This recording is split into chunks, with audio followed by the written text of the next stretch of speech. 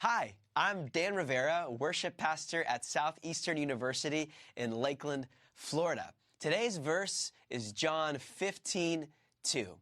Listen to the words of Jesus. He cuts off every branch in me that bears no fruit, while every branch that does bear fruit, he prunes so that it will be even more fruitful. It was our anniversary, so I took my wife to a nice restaurant to celebrate. While waiting for the table, the head of wine and beverage just started some small talk with us.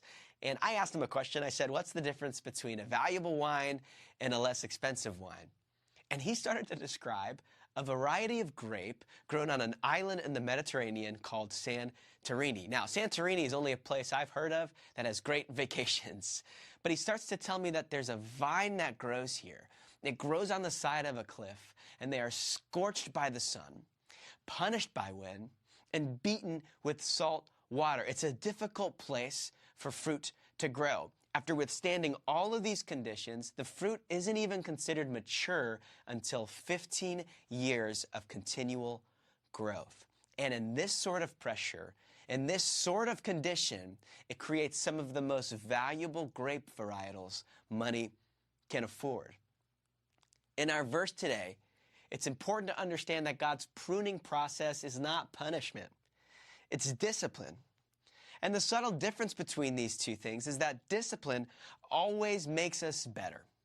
So one could assume that the more comfortable a plant is, then the better it would grow. But nature teaches us that the most valuable fruit, it must go through a cutting. It must be edited. It must be pruned. So when the wind blows relentlessly and it feels like the pressure of life is too much to handle, remember that God is doing a work in you to produce better fruit, fruit that will bless your family, your workplace, your church, your community, and ultimately the world. As you meditate on God's word, ask yourself, are there areas of my life that need some editing? Lord, come and remove those things that are distracting us from making fruit in our life. Now, some of us might be experiencing incredible hardship and difficulty as we read this verse.